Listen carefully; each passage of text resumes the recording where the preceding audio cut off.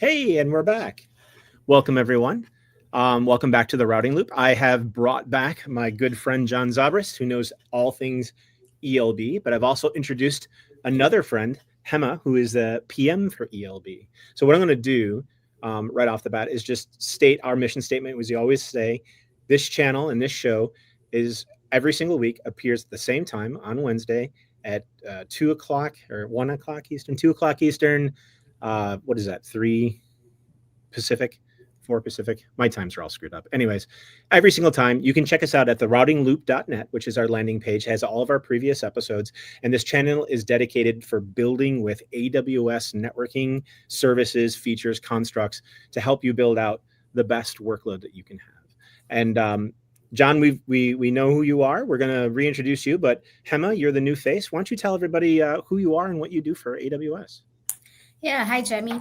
Thanks for having me. Ever had the moment when your traffic suddenly spikes and your heart rate spikes with it? We've all been there, right? Major product launches, unexpected viral moments, or that marketing campaign that went really, really too well, right? Think about that. By the way, I'm Hema Halagati from the ELB product team, and today I'm joined by my amazing colleagues, also ELB gurus, Zob and Jamie, and we'll be diving into something that's really, really has become a secret weapon for many of our customers. Awesome. Zob, why don't you remind everybody about customer success and who you are? Sure. So I'm John Zobrist, or Zob, and I lead customer success for Elastic Load Balancing, and I've been here about 9 years, and yeah, it's been fun. Nice to be back. Thanks for having me. 1 year over me, Zob. I think I've been here, well, maybe 6 months over me. I think I've been here for 8.5 years. It feels like a long time. It also feels like just yesterday. Feels like it's yeah. Time flies and takes forever. Yeah, it certainly does. It certainly does. So in our title and what we're going to be talking about today, LCU and LCU-R. This is all about ELBs and reserve capacity and everything else. So today we're going to be kind of discussing things about how to keep things, as Hema was saying, that thought that we have to keep in our heads, how to make sure that we're safe during lots of traffic or too much success, if you will. So what I'm going to do is I'm going to hand that over to you two to go ahead and lead us in the discussion. Hello, everyone. Hi, Ken. Hi, Divya. It's nice to see you again. We got the question right off the bat. What is an LCU? I promised you we're going to be answering that today.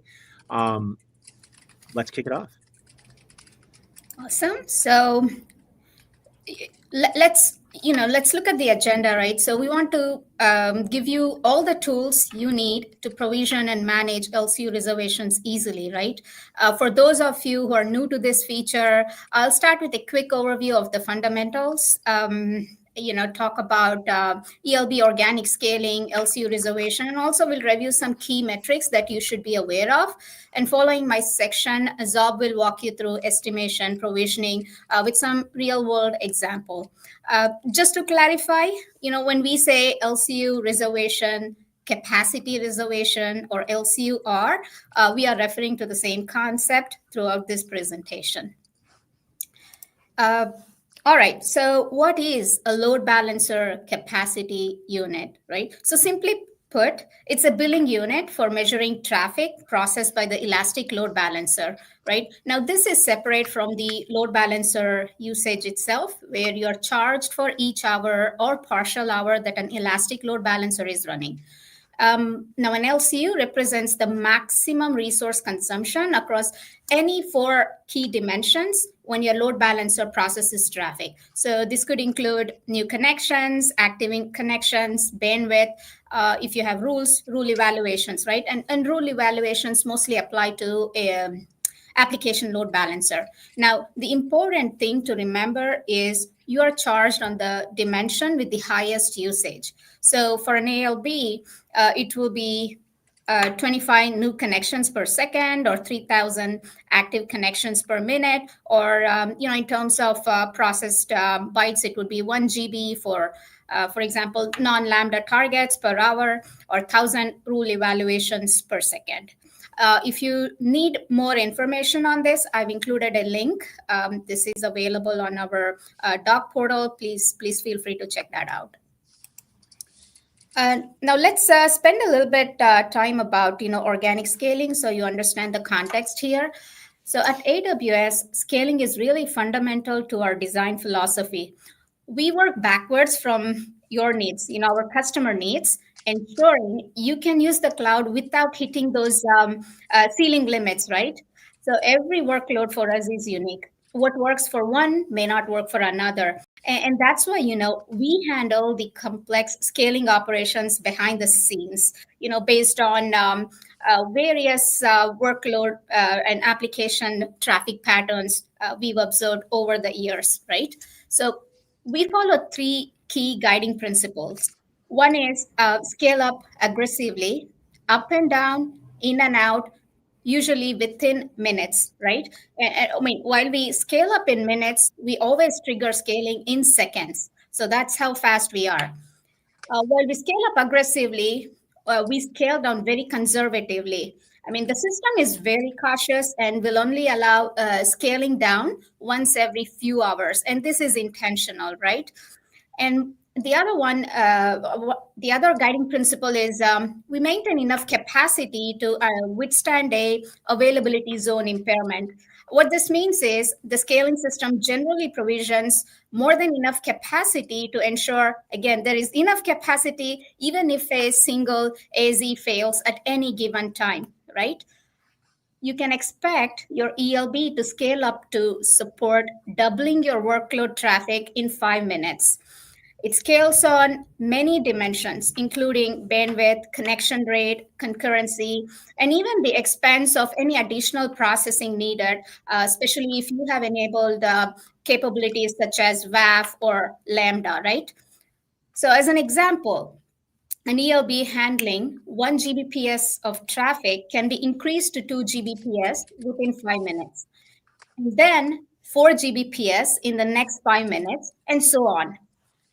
So important things to remember here, auto scaling is generally sufficient as long as traffic growth is gradual, consistent, and there are no sudden sharp spikes, right? And scale up is always triggered in seconds, new capacity delivered in minutes, and we also have built-in redundancy for availability zone failure. So Hemi, here's a quick question on scaling that I always get. And Zab, feel free to jump in. How high can we scale to? I mean, is it infinite, or what does, as a customer, what do we know our capacity is for scale in terms of how much? So it's not infinite. We do want to eventually make it be as high as we can get towards infinite. And in a lot of ways, for most customers, that's what it will feel like and look like. But per the sharding blog that someone shared, Tech Fueled had linked, that gets into what you do when you start to get over the amount of capacity a single load balancer can support. And the shorthand for that is you look at the number of nodes. And if you look at DNS and you pull DNS and get all the IPs you've got, or you look at the ENIs allocated for your load balancer, once you're at about 50 nodes, which is a pretty big workload, that's when we want you to start thinking about sharding. As you get closer to the 100 node limit that we've talked about before on the show, you will get a notification that says, hey, prepare to shard, and we'll send you that exact blog saying here's shard. We do have a slide here in a minute, I think, that has the actual numbers in it too, if we want to jump ahead of that, or we can come back and touch on that when we get there.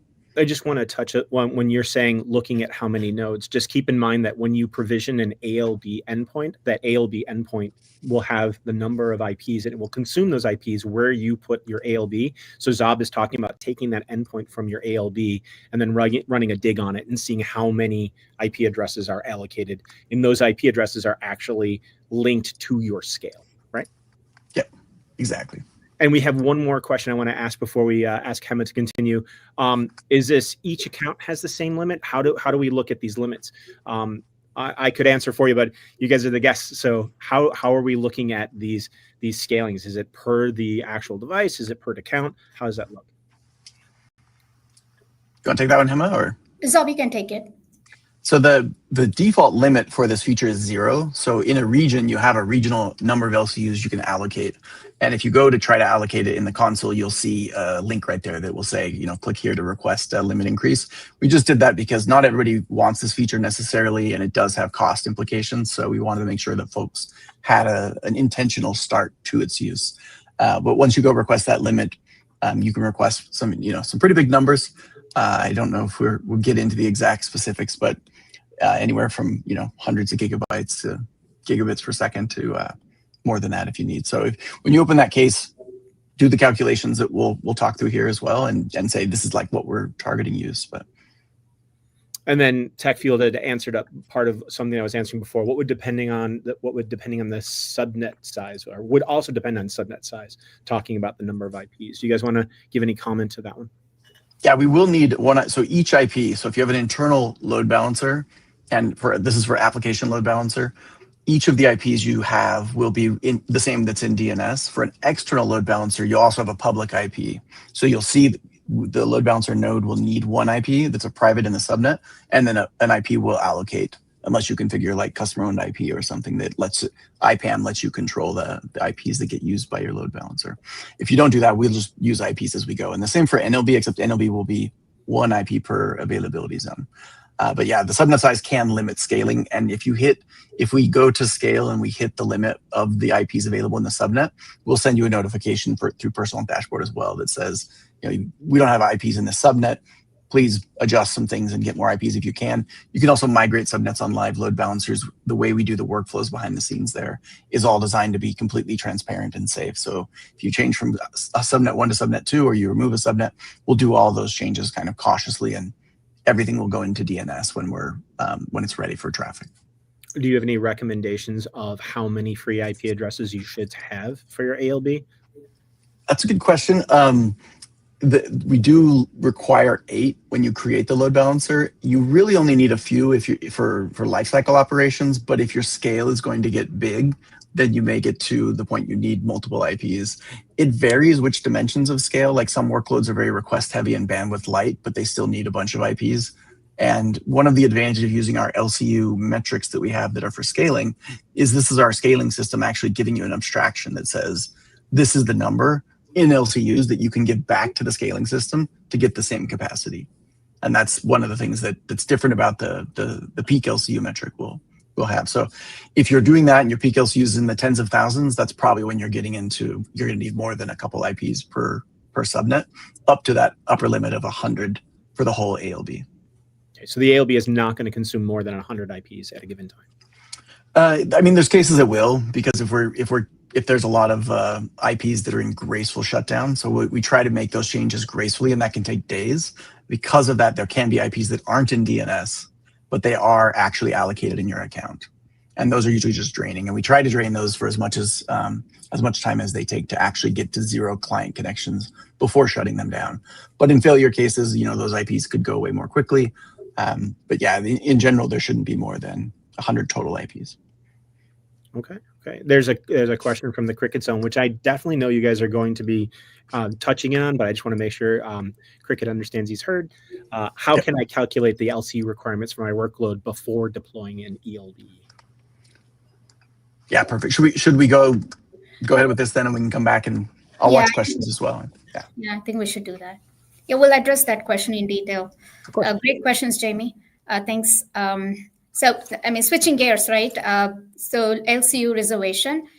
Now, imagine being able to guarantee your ELB's readiness for upcoming traffic surge at any moment. That's exactly what LCU reservations deliver, right? So basically, LCU reservations allow you to set a minimum capacity floor for your ELB. When minimum capacity is configured, your load balancer continues scaling up or down based on the traffic received, but also prevents the capacity from going lower than the minimum capacity you have configured, right?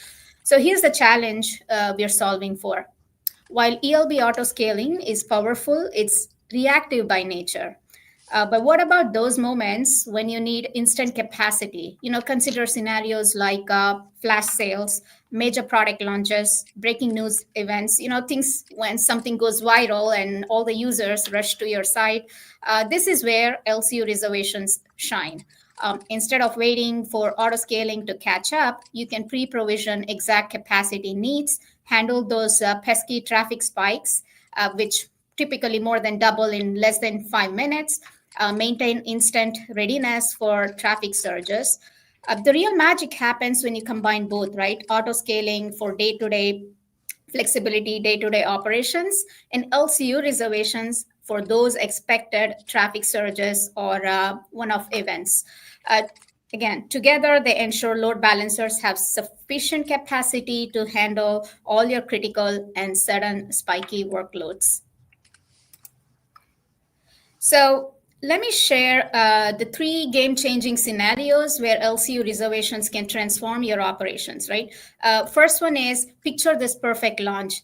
It's launch day for your new service. Instead of nervously watching autoscale catch up, you start with the capacity you need right from the very first minute. So no warm-up needed, no waiting, just instant readiness, right? And then the second one is high-stakes event. Think about those make or break moments, right? That new mobile launch where millions rush to your site, the flash sale that could make your quarter, the gaming launch your users have waited months or even years for, the championship game streaming to millions, right? So these aren't just traffic spikes. They're also business opportunities you can't afford to miss. Now, third one is, I think most of you probably experience, Monday morning rush. Consider this familiar pattern, right? So Friday evening, markets close, workplaces, businesses close, traffic drops. And Monday morning, maybe at 8:30, 9 a.m., boom, everyone's back, traffic spikes. So why leave this to chance when you can actually plan for it? In each of these scenarios, LCU reservations aren't just a technical feature. They are your performance guarantee, your competitive edge. They transform uncertainty into confidence, ensuring you're always ready for your biggest moments, right? A crucial rule of thumb, consider LCU reservations when you expect traffic to more than double within a 5-minute window. You can review number of new connections, process data, error rates to determine if the traffic surge is greater than 2x in 5 minutes. Or you could also look at your historical events. For example, if you're launching something new next month, you could look at historical launch and see what was your peak traffic, and if you expect 2x, 3x, and so on and so forth to understand whether LCU reservation is needed. Now, here's a pro tip. I'm sure Zob will go into a lot more details. Once you reach the peak traffic and you expect the traffic to either remain steady or grow only gradually from that point on, you can safely remove the LCU reservation. This lets you kind of optimize costs while returning to organic scaling, right? And also, removing LCU reservation causes the load balancer scaling system to examine the past few hours of traffic to set the load balancer directly to the highest level of traffic needed. Now, let me illustrate this with an example. So let's say you prepared for a major event, you reserved about 500 LCUs, whereas your actual peak usage has only been about 200 LCUs, right, in the last 10 hours, let's just say. So when you remove the reservation, the system immediately scales down from 500 LCUs to 200 LCUs. Now, this is totally safe, as this is the highest level of traffic the load balancer has seen. And then the system implements a cooling period. So remember about the conservative scale down I mentioned about? So that's exactly what system implements to prevent further scale down for a period of time, and then continues organic scaling, right? So if traffic goes up, of course, organic scaling will help with that. Now, think of it like a safety net. Even if all your traffic suddenly drops to 0 and remains there, that 200 LCU capacity stays locked in for the next few hours, right? You don't have to worry about that. But let's say if you reserved 1,000 LCUs and your peak was 1,500 LCUs, when you remove the reservation, ELB again will look back, scales to the highest level, and in this case, it is 1,500. It remains at 1,500, and from there, it scales organically. So, Hema, we've got a couple of questions, both from YouTube as well as from Twitch. How do we monitor the our current LCU usage, and will CloudWatch help us with any type of monitoring when we cross any specific limits? Yeah, I think today we have 2 metrics that you can pay more close attention to in CloudWatch. One is, obviously the reserved capacity, also called reserved LCUs. That's emitted on a per minute basis. That basically tells you where your current reservation is at. And then the most important metric you should be looking at is the peak LCUs, right? So that's also available in CloudWatch. I think the best statistic to look for is 1 minute sum of peak LCUs. So that tells you the maximum LCUs the load balancer has seen at that point in time across all dimensions we scale on. So that those two would be the key metrics to look for. Zob, anything that you want to add? Yeah, I think so. The peak LCUs is really your abstract LCU value that is the scaling system saying this is how much capacity you need for this workload. And the 1 minute, which you'll have for 2 weeks, is by far the 1 minute sum is the most accurate view of that.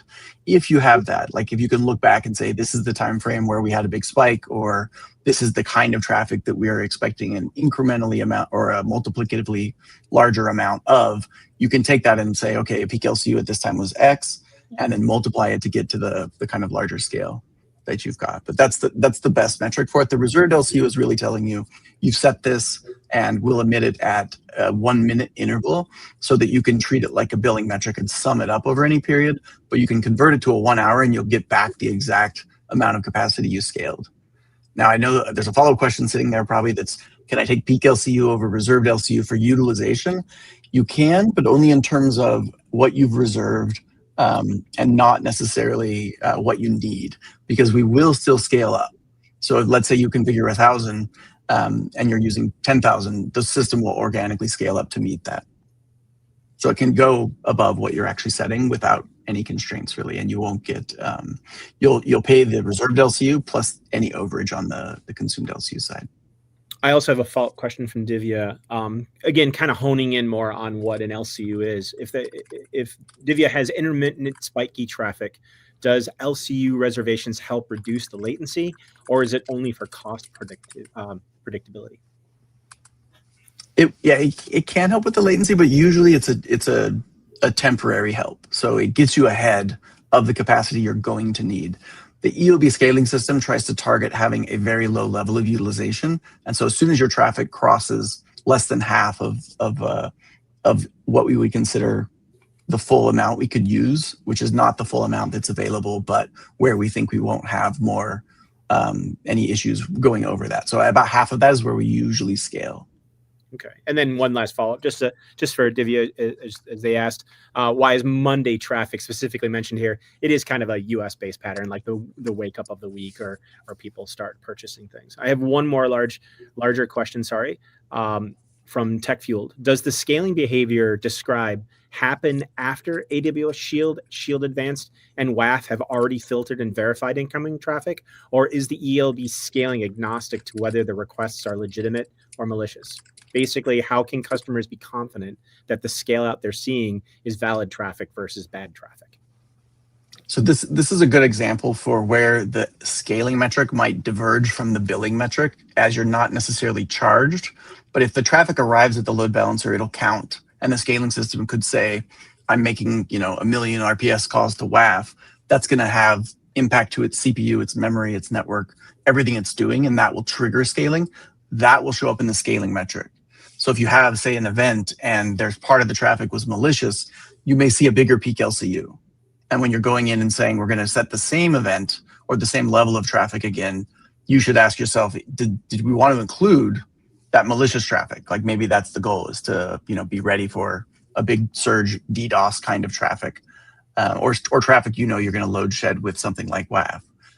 So including that in the peak LCU is a good thing, and that's what the peak LCU can help show you that. And I'll just add, I'll move the text because it's blocking my head, but I'll just also add too, if you're using WAF, especially along with something like CloudFront, this is where making more diverse rules helps you out here, right? So if you have more catch-all, like, I know these are my bad actors or bad locations, you could put that on your CloudFront. So that gets filtered out at that edge level. And then when the traffic comes into your ALB, right, then you have less traffic or less malicious traffic that it's coming in there. If you're blocked by Shield or Shield Advanced before the ALB is attacked, or even contacted, that should not affect your ALB. But as Zab said, if the ALB is spinning, right, and it's churning gears and processing requests, at some point the piper needs to be paid for that action happening, and that's why you might see that.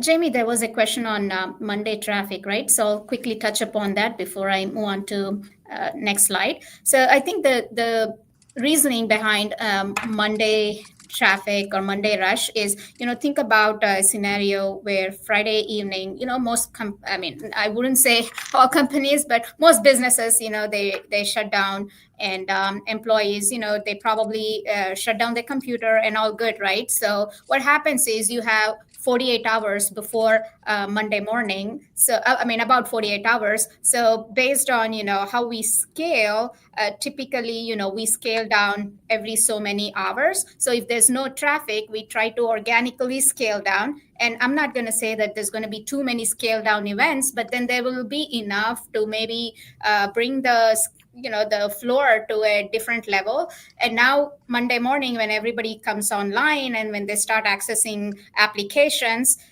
you might see bigger than 2x spike in that 5 minutes. So it's just, a safety net in case, you have traffic really doubling more than doubling in less than 5 minutes.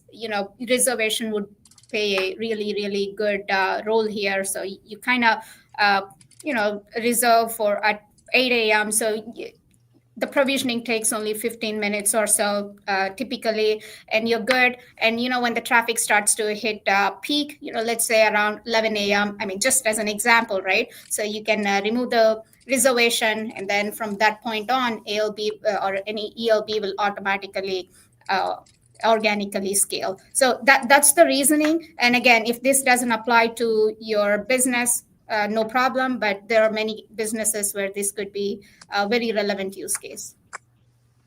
Thank you. Okay. All right. So let's spend a few minutes on key metrics, right? There was a question about this, and I want to make sure that you understand what is the metric and what is the intended use, right? So there's about 3 metrics you can see. We covered a little bit about peak LCUs and reserved LCUs. So peak LCU, it's a scaling metric, unlike the 2 other metrics, which are billing metrics. So this accounts for peaks in your traffic pattern that load balancer must scale across, again, all scaling dimensions, right? The scaling dimensions are generally accounts for a lot of things than the billing dimensions. So it's superset, right? Everything that it needs to scale on to support your workload. And typically you need it mostly for estimation, capacity estimation purposes. Now, the next one is the reserved LCU.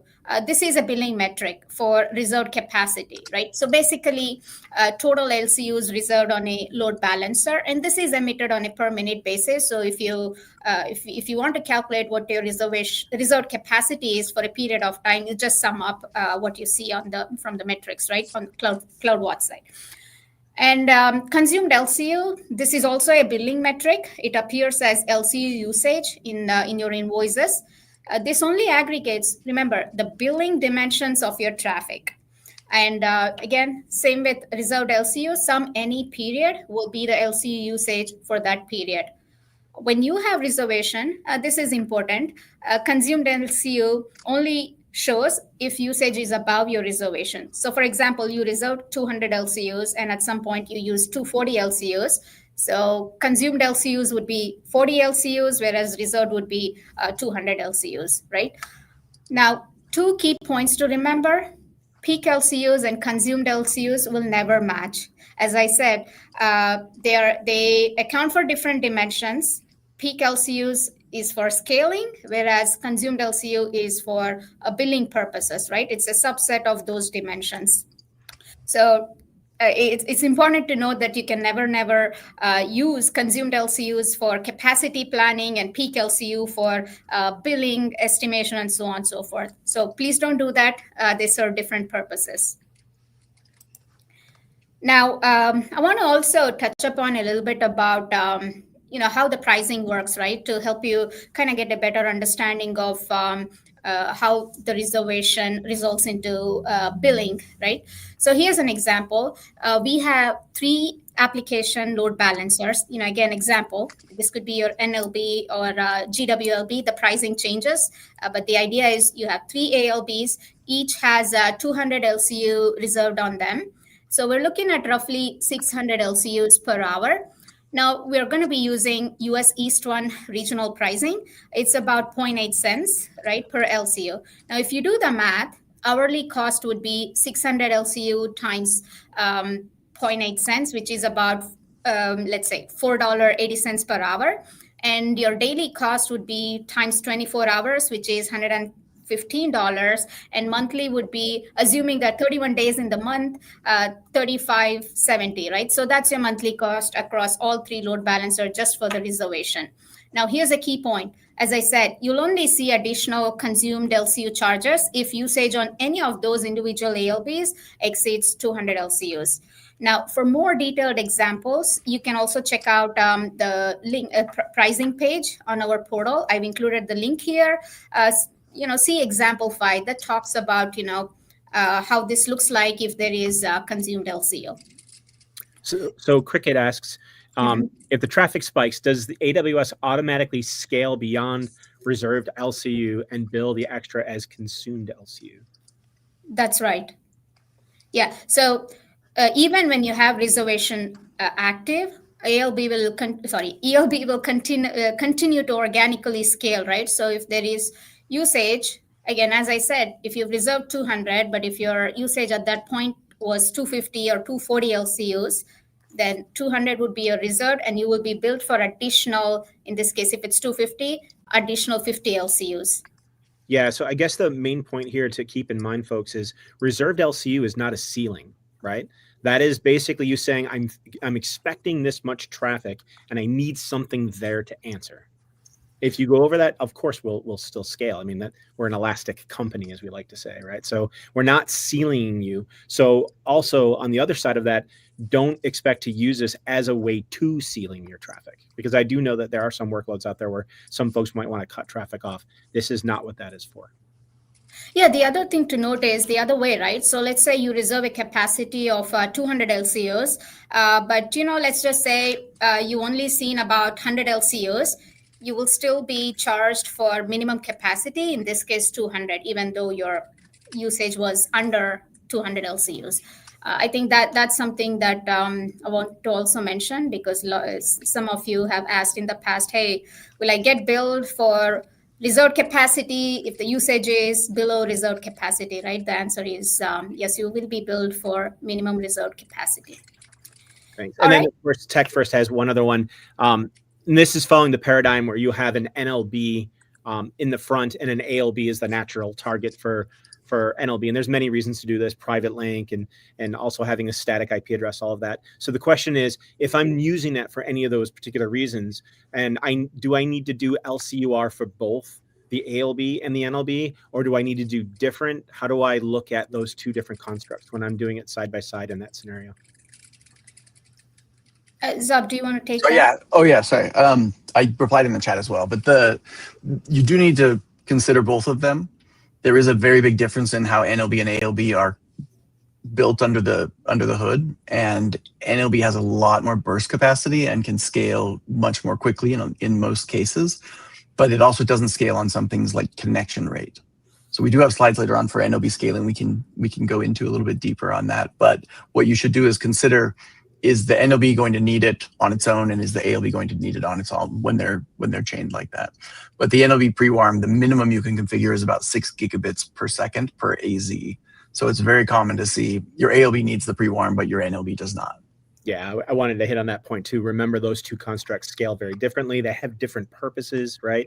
NLB is much more used to spiky traffic. It can scale a bit more rapidly. It doesn't have as many features, or it doesn't have, I guess it only has 1 or 2 if you're talking about TLS termination, but it doesn't have any L7 features like ALB does. So therefore, it has a little bit more ability to be elastic and spike, because it doesn't have to crunch all that information or those numbers or figure out pathing or all that stuff that you might want to set.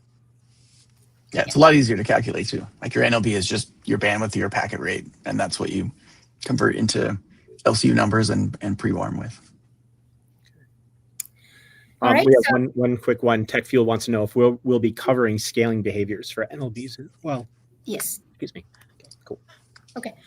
Okay. So, folks, now that we've covered the fundamentals of LCU reservation and touched upon pricing, I'm excited to hand over to my colleague Zob, and he'll give you information on how to put all of these things into practice. Right, Zob, over to you. Yep. Want to go to the next slide? Perfect. So when we're looking at preparing for a spike or a traffic event or something where you say, we have something coming up, it's Monday morning and everyone gets on their computer or whatever time your clients all decide to start using your applications, do we need to do any scaling and do we need to worry about this? And the rule of thumb for doubling every 5 minutes is because we over provision and it takes us 5 minutes to add new capacity for ALB. For NLB, we can add new capacity under the hood. It's transparent. In less than a minute, we can scale up more capacity. And the big difference there is the NLB scaling doesn't change the IPs or affect existing connections. So your connections that get established to your NLB can migrate transparently to other hosts under the hood as we add more and more and more of them. On the ALB side, we're launching single tenant nodes. We configure them just for your load balancer. They're not doing anything else. And that means we have to launch them, get an ENI from your network, from your subnets you give us, put it on there, configure it, send the configuration down, have it pass health checks. Then it starts getting traffic and going into DNS. And that's the thing that takes 5 minutes. It's probably average 5 minutes. It's usually not much longer than that. But it's oftentimes shorter than that. So there will be times when you're going through this process to calculate capacity and saying, oh, we thought we needed this because we did double every 5 minutes, but it turns out we don't really need it. It's kind of a least common denominator rule. So it's a good one to use and say, we're not sure. And everything we do at ELB, we try to bias for saying, hey, we'd rather be overscaled than underscaled. And that's true here, just like it's true in our normal organic scaling. So when you're looking at how much capacity to provision for ALB, the easiest way to do this is to let the scaling system tell you. And the scaling system is this thing that's emitting the peak LCU's 1 minute metric. And so in 1 minute, that's the same number you can convert back and send to the API to say, I had 800 for this 1 minute. That's my peak. I need double that. I'm going to put in 1600 in the API. And organic traffic on the ALB is by far the best indicator of an accurate number. Now we have a calculator and we have ways that you can estimate this, but you need to understand it's not using just the billing dimension. So the billing dimensions for the LCU is your new connection rate, your number of connections, your traffic, and we actually scale on a bunch of other things. And the majority of our scaling is on those other things. So it's pretty common to have your peak LCU be different than your consumed LCU value. And they get closer together if you're just a pure bandwidth workload, but as you get more complex workloads, more connections per request, all those things can drive additional load. And most of that will drive CPU, which is the thing that we're going to then be scaling on. The advantage here is you have the ALB telling you this is what I needed at this time. And that metric gets aggregated into a 1 hour metric. And the 1 hour metric is going to give you a bigger view and you're going to lose granularity. If it's imbalanced or we were scaling during that time, taking that and doing the math on it can get uneven. So if you look and say, this is a much bigger gap than we would expect based on our 1 minute metric, reach out to support. Support can help you do it. We can help you look through and say, this is how to think about this case going back in time. And we're looking at, how we make this more transparent going forward for the future. Load testing is a great option. The challenge with load testing is getting it right. So make sure you compare all of your metrics and they look the same. Like the most common thing I'll see in a load test that makes it not as accurate is maybe you have 1 million clients and they're all coming from different IPs and your load test is like 2 connections with 1 million requests per second or something. Like that's a very extreme version, but that's kind of the thing we most often see go wrong with load tests. If you do the load test and you get a peak LCU value and you're confident the load test was a pretty good representation, the system will provision enough capacity and have enough buffer in just the EC2 instances we're using. All EC2s have some burst capacity. We're aware of that. We leverage that. And you can probably have a much smoother time if you've done a load test and But load test, look at the 1 minute numbers. Now, there was a question earlier on how do you go back and say, last year we had an event, Super Bowl last year, or some big event, IPL in India Premier League. We had a huge event. We had all this traffic.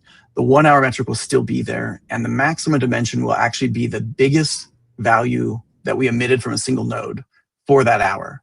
And the console is taking that and saying your maximum times the sample count, because the sample count will, in 1 minute, will be the number of nodes. So you can look at that and convert into a number of LCU you can give to the system. Now, it's going to be the biggest bound. If you're imbalanced and you have one zone getting very little traffic, you may have one extra zone worth of capacity there. So as you have events, come back and check your peak LCU and revise your numbers. We want you to use this feature to deal with those sudden surges, and we want you to remove it once the traffic actually starts or once your event is over. This is not something you need to think about. I'm managing all of my ELB capacity. This is a tool to help you get up faster to a higher capacity in short intervals. So we have the calculator here, and this calculator does the same thing where we're biasing heavily for don't be underscaled. As the workload gets into the tens of gigabits, it gets more even. On the low end, though, if you have the peak LCU number, even from the same workload, you're probably going to be more accurate using that than the calculator. The calculator will not be underscaled in like P49s, like 99.99% of the time. But because of that, it will be overscaled in a lot more cases. And if you're trying to save money and say, we don't want to overscale, the calculator is a decent starting point. But if it gives you a really big number, feel free to reach out to support and we'll help work through, a better calculation there. Two questions on the support. When you're talking, Zab, of reaching support, are we saying just doing a support ticket, or are you saying go through your account team, TAM, SA? Is there any different process or both processes? Support case, yes. We train frontline AWS support and their escalation paths to know all of this stuff. And if they get stuck on something, they escalate to us and we help them out. So yeah, support case. Account teams aren't bad as well. They're great. They can help out. Don't go to if your account is if your TAM is very engaged and they would prefer for you to contact them, don't bypass them. They can definitely help out. Awesome. And Cricket Zone also mentioned in another comment that they love IPL. Surprise, surprise. So Cricket, I would assume. So if my consumed LCU is always below reserved LCU, would it be better to reduce the reservation and rely more on demand? This is kind of like within the whole question. Yeah, for example, if you pre-warm to half, if you provision half of your needed capacity, so you're expecting to catch your sinusoidal traffic, we do that automatically. So we over provision and then we gate our scale down in minimum of 12-hour increments. So if 9 a.m. you have a big spike and the traffic doesn't drop to zero, the whole time that traffic doesn't go below a scale down threshold, it's not going to count. And then as soon as you get to below that, or if you drop traffic to zero, we'll wait 12 hours before we even scale down one level. So we try to capture common workloads. We consider this our responsibility to try to make sure we're scaling for all of the workloads. But we realize there are some workloads where you're going to shift over 100 gigabits from A to B. Absolutely, you should be using this feature if you can't do it gradually, over a period of hours or something. And one more follow-up as we're on load testing. If the load test shows peak LCU spikes for only a few minutes, should they still consider size reservation for that peak? So there's two things to think about there. One is if that spike is the same size as what you're looking for, then yes, the answer is that's the right number. Like if you think that's what's going to happen on your actual event or what you're going to pre-warm for. But if you didn't pre-warm and you had the spike and your load test is like your real traffic, look for errors. And if you don't see errors, if there were no 5XX, if your backends are getting overloaded, if you didn't have client TLS negotiation errors on your ALB, you didn't have any problems, you probably didn't need the pre-warm, even if it is double every 5 minutes, like even if it's past the baseline scaling. And the vast majority of scaling, that's what it looks like. If you're nervous or you want to be sure, provision the capacity. When you do provision it, as soon as the traffic starts or you hit the peak of your event, it's safe to remove. When you remove it, we won't scale down below the lowest point we've seen. Like we'll look back and say, okay, can we scale down? And if you never sent any traffic, we'll scale back down a lot. But if you sent actual traffic or more traffic, it won't change anything when you remove it. And then we'll go into that 12-hour pattern where every 12 hours, we might scale down.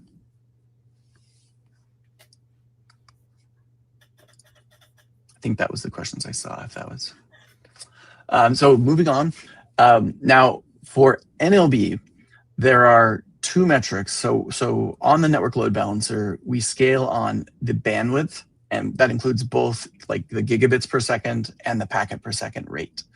We don't scale on the connection rate. So the new connection rate that you can send to your network load balancer doesn't change. We don't have a knob to change it.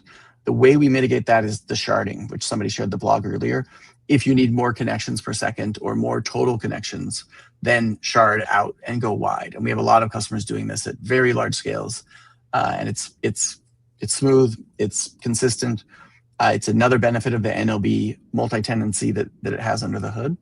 But when you're looking at the actual thing that we do scale on an NLB, you've got packet per second rate and bytes per second. And then there's two metrics for each of those. There's a peak metric and there's a process metric. You probably want the peak metric if your spike is less than 1 minute long. Like if you do have a spike that's 1 second, you probably want to look at the peak and calculate based on that.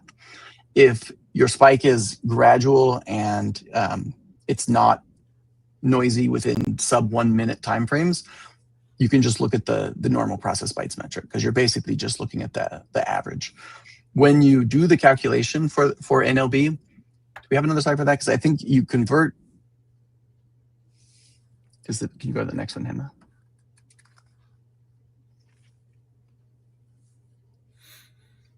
Perfect, yeah. So an LCU on ALB is much more complicated than it is on NLB. And for provisioning, all we care about is that packet per second rate or the byte per second rate.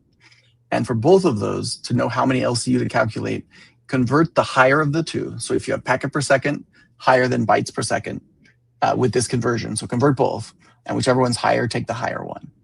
And when you're converting, this is just math. So this is something that we have a hard rule that says 1300 byte packet, which is roughly the average size of internet MTU packets.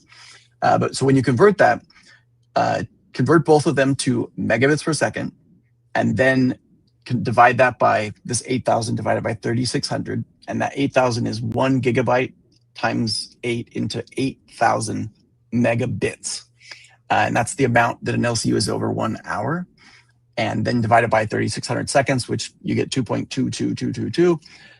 If you're just doing the math, 2 3 2s is enough. But if you only do 1 2, you're going to be off by 10%. So divide all that, convert it into megabits per second, and then convert it to LCU with this. Take whichever LCU is higher and use that one. Now, NLB and Gateway Load Balancer, this applies to both of those, and they both scale the same under the hood, but they both scale in each AZ independently. So when you set provision capacity, we divide it into all of the AZs that you have enabled. And just to call out another best practice here that everyone should be aware of, we don't expect customers to have empty AZs. So there are places where an empty AZ will cause us to behave differently, especially with regards to scaling. So avoid empty AZs. If you think you have a reason for empty AZ, reach out and talk to support about it just to make sure. There are definitely cases for it, but it's the rare one. So when you're calculating this on NLB and you say, I need this much capacity, and you have 3 AZs, you give it this much capacity and it converts it to AZs.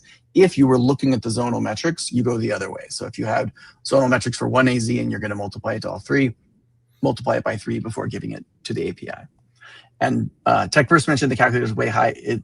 That's absolutely the intent of that calculator, is to be very high. Like, we didn't want people who were starting with just random, like a raw bandwidth number, to have a chance of being underscaled. So we bias heavily for overscaling. Again, set it for the start of the event, run it through the event, and remove it when you've hit peak, and it won't scale down. The calculator works fine though for NLB. Like, it should be exact if you put in the actual numbers.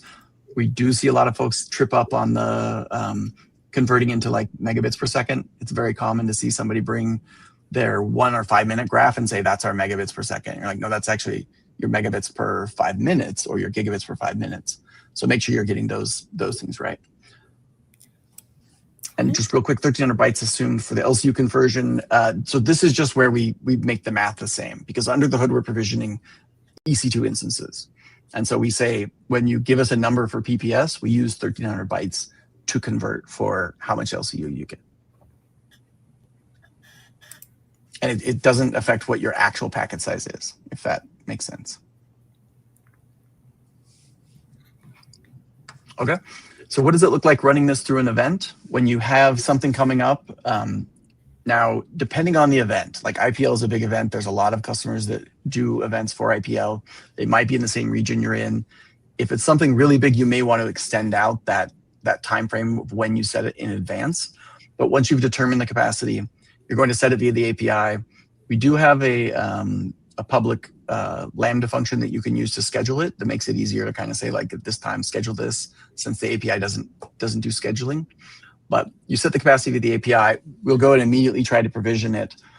We'll keep trying until we provision it, and you can call the API and say, what's the state, and it will say provisioning or done. You don't pay for it until it flips into provisioning. So the LCU, even if we start emitting the reserved LCU metric, you won't actually pay for that until we get it into the until we provisioned it. And then once it's completed, you're ready for the event starts. Once the event ends, or if you've hit a peak traffic and you're confident there isn't another much bigger spike coming, it's safe to just remove it then. It won't usually cause scale down. And then after the event, if you go back and look at it and say, okay, what were the peak LCU numbers we hit, you can get the 1 minute data and get more granular for a future similar event. Yeah, I think that's the key point, right? LCU reservation is meant for handling temporary spikes. So please remember to monitor, adjust, and reset LCU reservations after the event has ended or traffic has peaked, right? So make sure that you do that. Yeah, perfect. Thanks, Emma. And then so let's look at some of these, and these are wonderful graphs I made myself. I was going to actually make these into CloudWatch graphs, but then when I actually liked them because it was a much simpler thing just to kind of distill it down. So when we look at a workload like this is a standard, we're growing over time, and we see this on days, months, minutes, time frames. So a lot of these workload, like most workloads, look like this, sinusoidal over some period.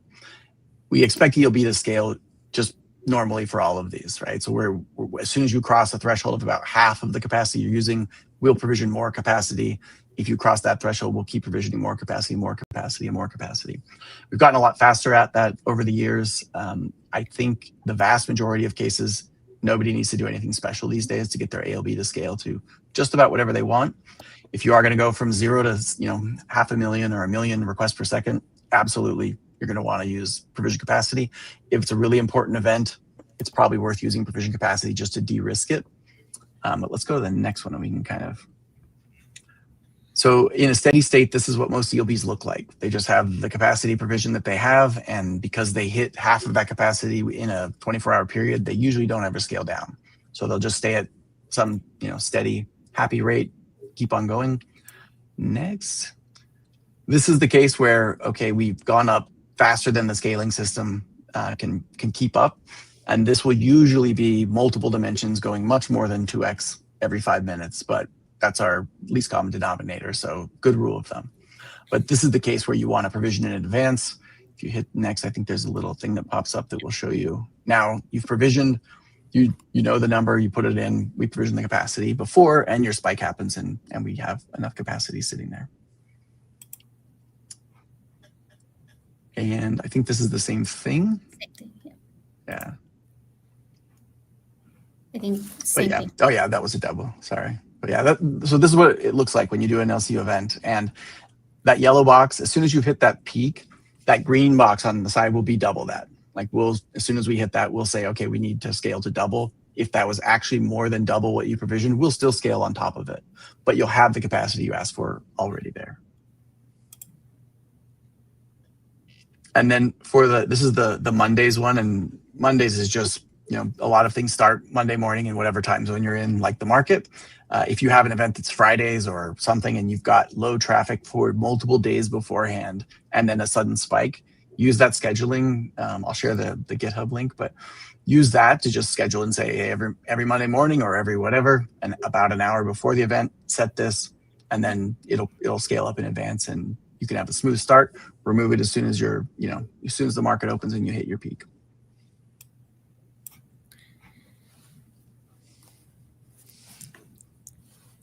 So just to recap, sorry, go ahead, Emma. No, go ahead. So yeah, to recap Emma's points as well, but the organic scaling covers the vast majority of cases. Like I said, I've been at ELB for 8 years now. It's so much better now than it was when in the olden days with classic load balancer. Oh, yes. We don't have a lot of discussions with customers. We talk about them about planning and about getting this right. And customers who know they have big spikes generally will say, yes, this is obvious, and set it, use it. It's a great feature for that. You don't own managing the capacity of your ELB now. This isn't we're not trying to make you use this feature. We only think you should use it for short periods of time. Doubling every 5 minutes is a good rule of thumb, but it is also the least common denominator. There will be cases where you'll test it and say, this looks like it went fine. We don't actually need to pre-warm. Reset after the event ends or the spike hits. We won't scale down below what you actually used, and avoid leaving the unused reservations active. This is, you're paying for what you set. So if you say, I'm gonna use 10 gigabits, you're paying for 10 gigabits per second every minute that you've got this configured, which can add up really fast. And again, that's why we have the limits that are constrained by default, just to help some protection there. And then focus on the real need. After every event you use this, go back and reanalyze and say, hey, with pre-warms, there wasn't the same drive to say, hey, how do we make this more efficient? We want to work with you to make it so you can be more efficient using it and de-risk all of your important events. Nice. So we've got about 4 minutes left. So this is the part of the time where we're getting toward the end, where I'd like to ask everyone, and I'll start with Zab and then end with Hema. Zab, if you wanted everyone to take one thing away from what we've discussed today, what is it that you want them to take away? Just that this feature's there and available, and most likely you don't need it. And then for Hema, of course, it's harder for you, but you are the opposite. Yeah. So, what is the one thing we need to take away from this? Sorry, I'm going to repeat what Zob said. For the most part, you don't need this feature, but if you do need it, it's only on a temporary basis, right? Don't just leave the setting permanently on. You just need it to handle those short bursts. And I'll make one slight change to what both of you said. If you don't need it, don't use it. If you need it, you really, really need it. Right. So that's one of the whole reasons why we're doing this presentation today. So we put a bunch of links into the channel. If you need to reach out to any of us, if you need Zob for any type of capacity planning with his team, please talk to your account team. If you need Hema or myself, same thing. Our names are as exactly in our company as it is on screen. And we're always happy to talk to you. Thanks again for joining us. Please tune in again next week. I promise, I know TechFuel's going to beat us up again, and so is Ken about not having our upcoming sessions. We'll make sure that gets done. Make sure you yell at Tom. Thanks, everyone, for joining, and see you again.